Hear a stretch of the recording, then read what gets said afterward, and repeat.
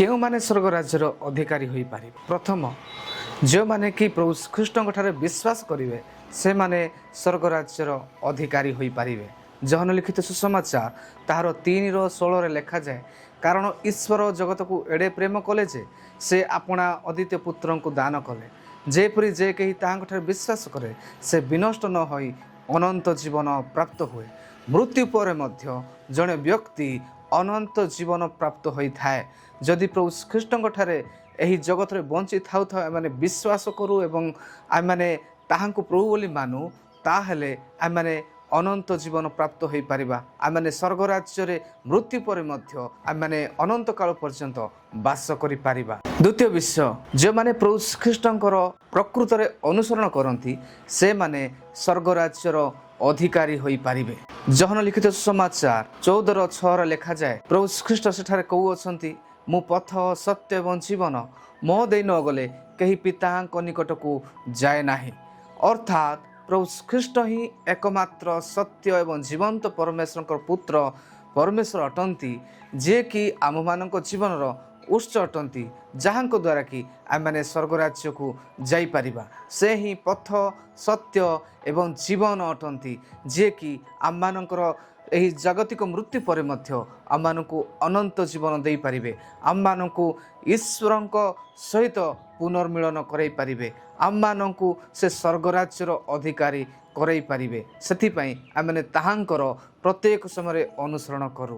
ଯେଉଁମାନେ ଏହି ଶରୀରକୁ ଈଶ୍ୱରଙ୍କ ଗୌରବ ନିମନ୍ତେ ବ୍ୟବହାର କରିବେ ଏବଂ ଏହି ଶରୀର ଯେ ପବିତ୍ର ଆତ୍ମା ପରମେଶ୍ୱରଙ୍କର ମନ୍ଦିର ଅଟେ ତାହା ଜାଣି ଏହି ଶରୀରରେ ପ୍ରଭୁଙ୍କର ମହିମା ପାଇଁ ନିଜକୁ ବ୍ୟବହୃତ କରିବା ସହିତ ପ୍ରଭୁଙ୍କର ଇଚ୍ଛାକୁ ନିଜ ଜୀବନରେ ସାଧନ କରିବେ, ସେମାନେ ଈଶ୍ୱରଙ୍କ ରାଜ୍ୟର ଅଧିକାରୀ ହୋଇପାରିବେ। ଯଦି ଏହି ଶରୀରକୁ ମନ ଇଚ୍ଛା ବ୍ୟବହାର କରାଯାଏ ତାହେଲେ ଆମେମାନେ କଦାପି ଈଶ୍ୱରଙ୍କ ରାଜ୍ୟର ଅଧିକାରୀ ହୋଇପାରିବା ନାହିଁ। ଗାଲାତୀୟ 5:19-21 ଯଦି ଆମେମାନେ ପଢ଼ୁ, ସେଠାରେ ଲେଖାଯାଏ, ବ୍ୟଭିଚାର, ଅଶୁଚିତା, କାମୁକତା, ପ୍ରତିମା ପୂଜା, କୁହୁକ, ଶତ୍ରୁତା, ବିବାଦ, ଦ୍ୱେଷ, କ୍ରୋଧ, ସ୍ୱାର୍ଥପରତା, ଦଳଭେଦ, ମତଭେଦ, ଈର୍ଷା, ମତତା, ଏହି ପ୍ରକାର ଯେତେ ସବୁ ଖରାପ କାର୍ଯ୍ୟ ଅଛି, ଯେଉଁମାନେ ଏହି ସମସ୍ତ ମନ୍ଦ କାର୍ଯ୍ୟରେ ନିଜକୁ ଲିପ୍ତ ରଖନ୍ତି ସେମାନେ କଦାପି ଈଶ୍ୱରଙ୍କ ରାଜ୍ୟର ଅଧିକାରୀ ହୋଇପାରିବେ ନାହିଁ। ତାହା ଈଶ୍ୱରଙ୍କ ବାକ୍ୟ ଆମମାନଙ୍କୁ ପ୍ରକାଶ କରେ। ସେଥିପାଇଁ ପ୍ରଥମ ବିଷୟ, ଆମେ ପ୍ରଭୁ ଖ୍ରୀଷ୍ଟଙ୍କୁ ବିଶ୍ୱାସ କରୁ ଯେ ସେ ଆମମାନଙ୍କ ତ୍ରାଣକର୍ତ୍ତା ଏବଂ ଉଦ୍ଧାରକର୍ତ୍ତା। ଦ୍ୱିତୀୟ ବିଷୟ, ଆମେ ପ୍ରତ୍ୟେକ ସମୟରେ ପ୍ରଭୁ ଖ୍ରୀଷ୍ଟଙ୍କର ଅନୁସରଣ କରୁ, କାରଣ ସେ ହିଁ ଏକମାତ୍ର ପଥ ସତ୍ୟ ଏବଂ ଜୀବନ ଅଟନ୍ତି, ଯିଏକି ଆମମାନଙ୍କୁ ସ୍ୱର୍ଗ ରାଜ୍ୟକୁ ସେ ନେଇପାରିବେ। ଆଉ ତୃତୀୟ ବିଷୟ, ଆମମାନଙ୍କ ଶରୀର ଦ୍ୱାରା ଆମମାନେ ପରମେଶ୍ୱରଙ୍କର ପୂଜା ଆରାଧନା ଏବଂ ଉପାସନା ପ୍ରତ୍ୟେକ ସମୟରେ କରୁ ଏବଂ ଆମମାନଙ୍କର ଶରୀରକୁ ଆମମାନଙ୍କର ହୃଦୟକୁ ଆମେ ଶୁଚି ଏବଂ ପବିତ୍ର କରୁ, କାରଣ ଏହି ଶରୀର ପବିତ୍ର ଆତ୍ମା ପରମେଶ୍ୱରଙ୍କର ମନ୍ଦିର ଅଟେ।